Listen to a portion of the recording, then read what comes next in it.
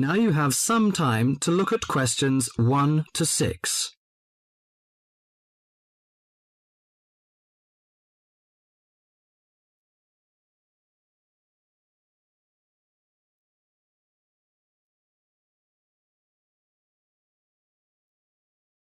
Now listen to the talk and answer the questions 1 to 6. Good morning. Good morning. Can I help you? Yes, I'd like to join the library. We're new to the district, you see. Certainly. Well, all we need is some sort of identification with your name and address on it. Oh dear. We just moved, you see, and everything has my old address. A driving license, perhaps? No, I don't drive. Your husband's would do. Yes, but his license will still have the old address on it. Perhaps you have a letter addressed to you at your new house. No, I'm afraid not. We've only been there a few days, you see, and no one's written to us yet. What about your bank book? That's just the same. Oh dear, and I did want to get some books out this weekend. We're going on holiday to relax after the move, you see, and I wanted to take something with me to read. Well, I'm sorry, but we can't possibly issue tickets without some form of identification. What about your passport? What? Oh, yes, how silly of me. I've just got a new one, and it does have our new address. I've just been to book our air ticket, so I have it on me. Well, that's all right. Your ticket will be ready soon. Okay, how many books am I allowed to take out? You can take 4 books out at a time, and you can also get 2 tickets to take out 3 magazines or periodicals. Newspapers, I'm afraid, can't be taken out. Oh, that's fine. Do you have a record library? Some libraries do, I know. Yes, we do. You have to pay a deposit of $5 in case you damage them, but that entitles you to take out 2 records at a time. That's good. Could you show me where your history and biography sections are, please? Yes, just over there to your right. If there's any particular book you want, you can look it up in the catalogue, which you'll find just around the corner. You can also find a touchscreen information service on level 2. Thank you. Oh, and how long am I allowed to keep the books for? Well, the normal loan period is 3 weeks, with 2 weeks extension. Oh dear. We're going away for 4 weeks. Can I renew them now? I'm afraid not. You must do that at the end of 3 weeks. I see. Thank you very much.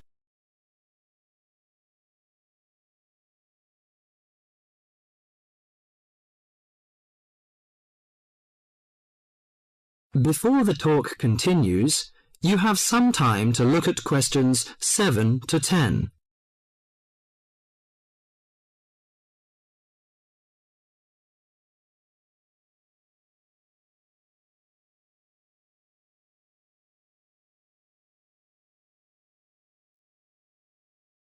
Now listen to the talk and answer the questions 7 to 10.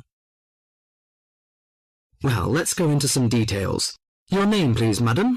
My name is Barbara. The surname is Cooper. It's spelt as Cooper. Fine. And what's your contact number? If we have new books coming, we can contact you in time. Good. You can call me on 723-6518, but it's better after 5 p.m. You know I have to work during the daytime. Do you need the office number? I don't think so. It's enough. Could you tell me the address? I lived in King Road, but of course you need my new address. It's 25 St. Mary Road, Hanwell. That's Hanwell. Is that right? Yes. Do you need the passport number? I just brought it with me. Here you are. Yes, thank you. The number of your passport is G57980942. OK, and your ticket is ready. The number is M930123. Thank you. Could I take a look around and check out some books? Of course, as you like.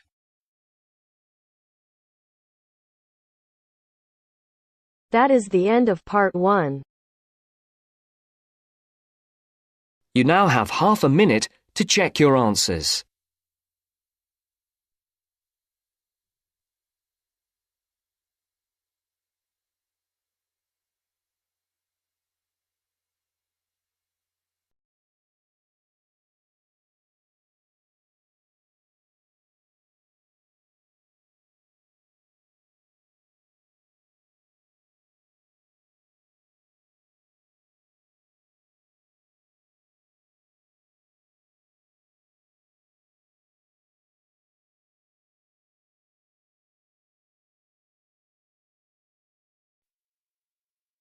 Now turns to Part 2. Part 2. You are going to hear a lecture given by a counselor. First, you have some time to look at questions 11 to 15.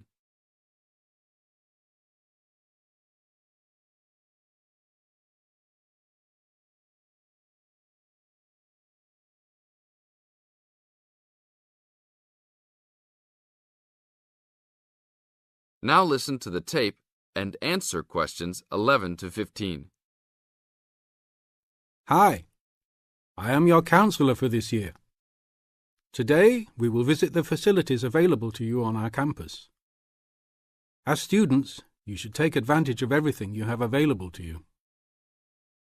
How many of you like sports?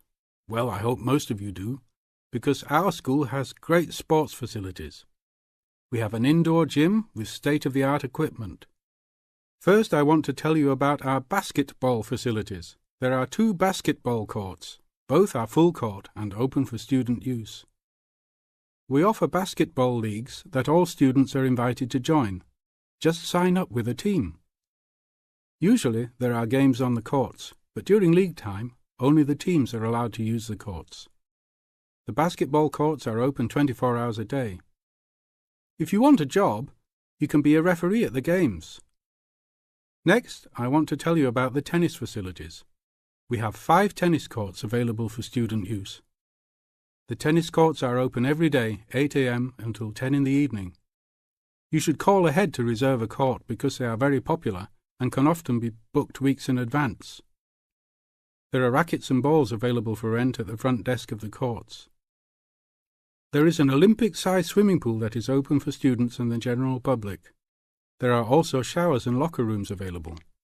The swimming pool is open every day, 9 a.m. until 7 in the evening. There are openings for the position of lifeguards, so if you are looking for a job in the sun, this might be good for you. Now look at questions 16 to 20.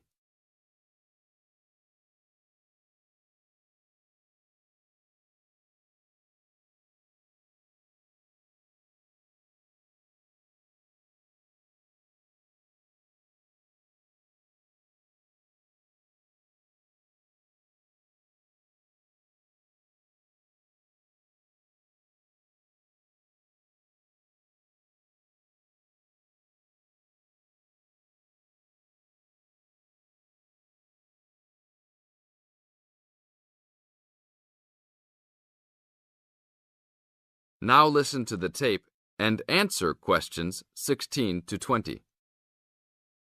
There are also 2 weight rooms and a gymnastics room. The weight rooms have all the standard equipment available.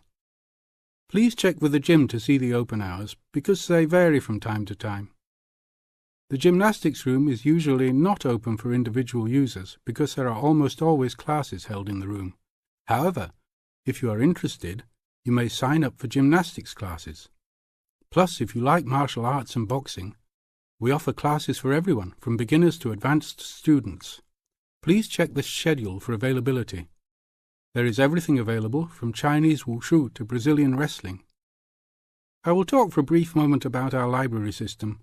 Our campus has 3 libraries available to undergraduate students, 1 additional graduate library and 1 faculty library. The libraries are open daily until midnight except for during testing periods, when the libraries will be open 24 hours. Please look on a map to see where the libraries are located. All students with a valid ID can check out books, with a maximum of 10 books at a time. Books can be checked out for a 2-week period and then renewed for 1 month maximum. After that, there is a $1 fine per week that the book is overdue. I will repeat that. There is a hefty $1 fine per week. So it is a good idea to return books on time. If you lose a book, then you will have to repay the library for it, plus a fine.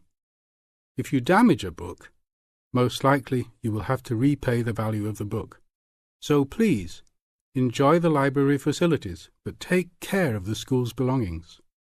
The library is also equipped with 200 computers for student use. They are all internet ready and available for use. You must sign up at the library for 1-hour time slots. you may sign up for up to 3 consecutive slots at a time. No one can use the computers without first signing in at the library. That is it for now. Thank you for your attention. That is the end of part 2. You now have half a minute to check your answers.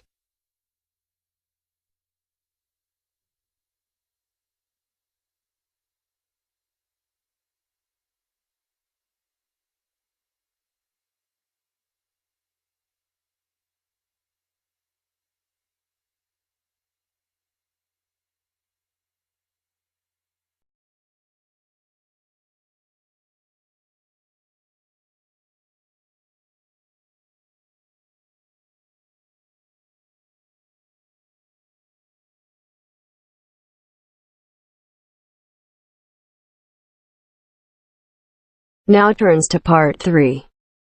Part 3. First, you have some time to look at questions 21 to 26.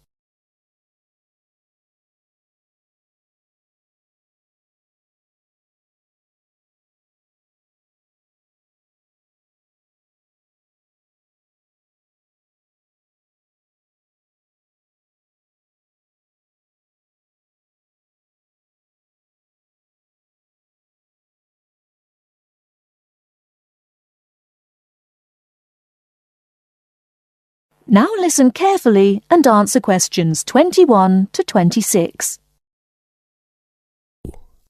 So, what was it like in your school then, Lynn?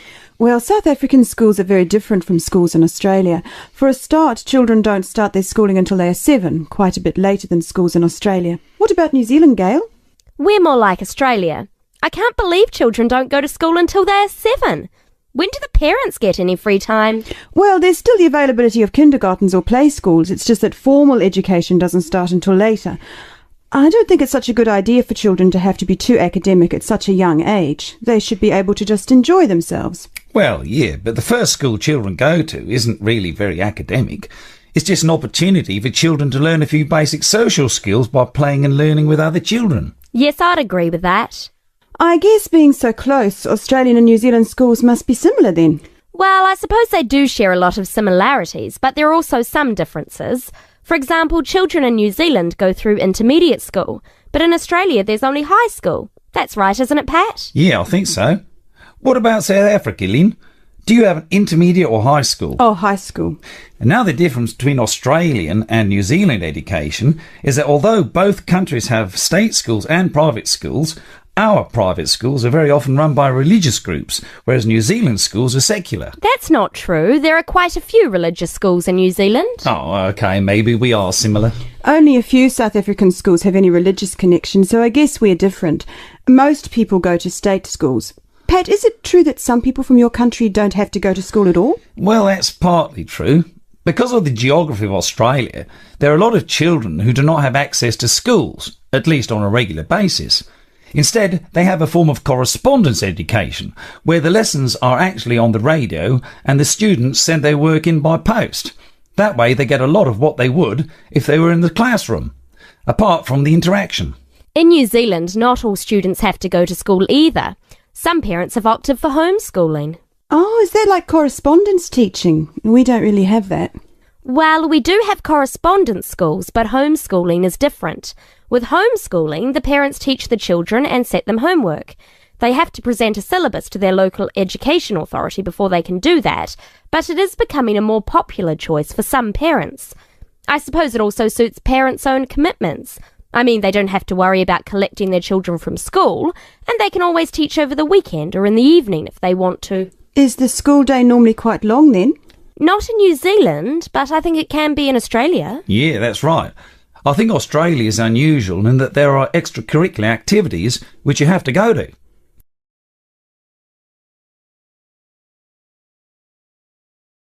Before you hear the rest of the talk, you have some time to look at questions 27 to 30.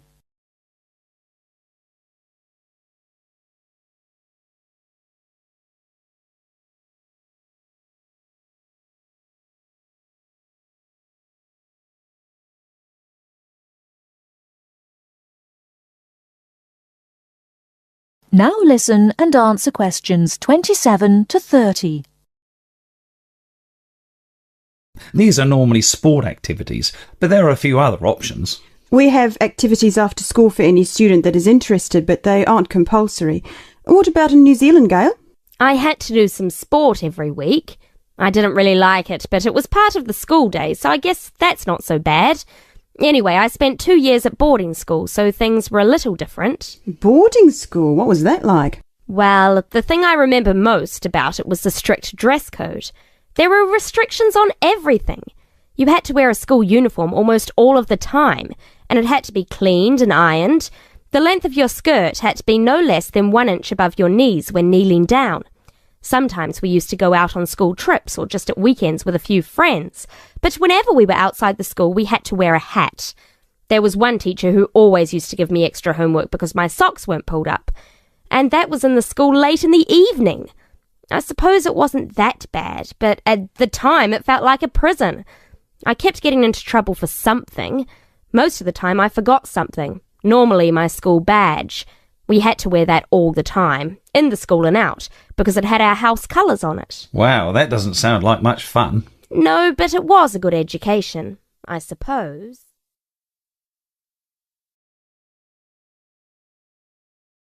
That is the end of part 3. You now have half a minute to check your answers.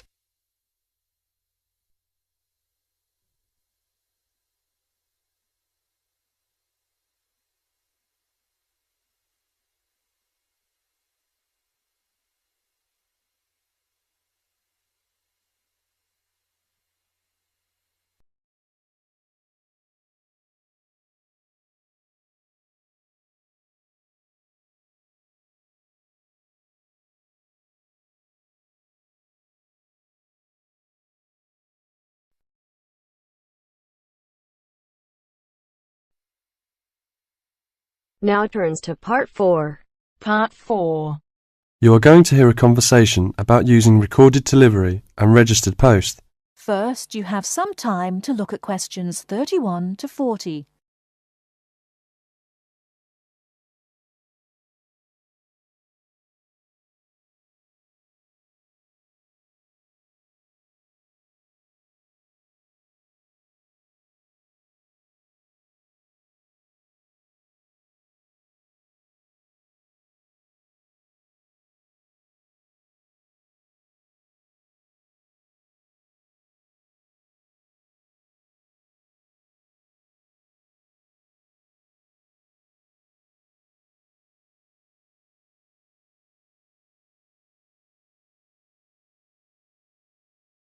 Now listen carefully and answer questions 31 to 40.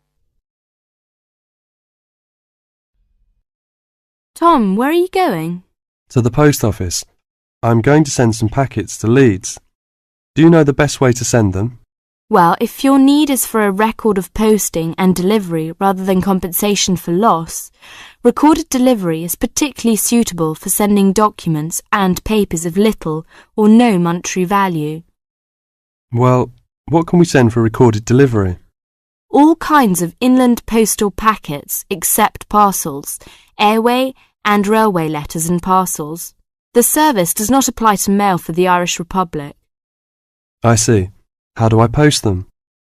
You should get a certificate of posting form from the container in the post office and follow the instructions shown on the reverse. The certificate will be your record of posting. Can I send anything in the post? No, you can't. You must not send banknotes, currency notes, and some valuable things because there is no special handling in the post. Recorded delivery mail is carried with the ordinary unregistered post, and there is no special security treatment. How do we use recorded delivery? Well, when your letter or packet is delivered, it is signed for by the recipient and a record is kept by the post office. The post office does not undertake to deliver recorded delivery or any other mail to the addressee in person, but to the address shown. You can obtain confirmation of delivery by completing an advice of delivery form either at the time of posting or later. This form will be signed by a post office official. not by the addressee of the recipient. A fee is payable, which is lower if the form is handed in at the time of posting. Is there any compensation for loss? Well, compensation is limited. Compensation may be paid for loss or damage, but will not be paid for money or any other inadmissible item. If you want a speedy service for articles of value with extra security of handling en route, and wish to have compensation in the event of loss or damage, you should use registered post. What can we send if we use registered post? Any first-class letter or packet, except airway letter or railway letter. How do we post? What should we do? Well, you should make sure that the packet is made up in a strong cover, and then it is fastened with wax, gum, or other adhesive substance. Hand the packet to the post office counter clerk, together with the cost of postage and the registration fee. Do not post it in the posting box. Make sure that the fee paid is adequate to cover the value of the content. The counter clerk will give you a certificate of posting, which he has initiated with the date stamped. Is there any special security for the registered post? Yes, all registered mail receives special security treatment. Packing is very important because registration is not in itself a safeguard against damage. The contents of registered packets must be adequately packed. How do we pack then? Do we have to use special envelope? Yes, you have to send the articles in one of the registered letter envelopes sold by the post office. These envelopes are already stamped for first-class postage and have the minimum registration fee. What about the compensation? Compensation will not be paid for the following articles, such as banknotes, currency notes, trading stamps, coupons, and some valuable things, unless they are enclosed in one of the registered letter envelopes sold by the post office. I see. How does it deliver? The recipient on delivery signs for your registered mail. The post office does not undertake to deliver registered or any other mail to the addressee in person, but to the address shown. You can obtain confirmation of delivery by paying an additional fee and completing an advice of delivery form, either at the time of posting or later. If you require the recipient's signature on the advice of delivery, the form must be handed in at the time of posting. Otherwise, a post office official will sign the certificate. The advice of delivery fee is lower if the form is handed in at the time of posting. Thank you very much for all this useful information. That is the end of part 4.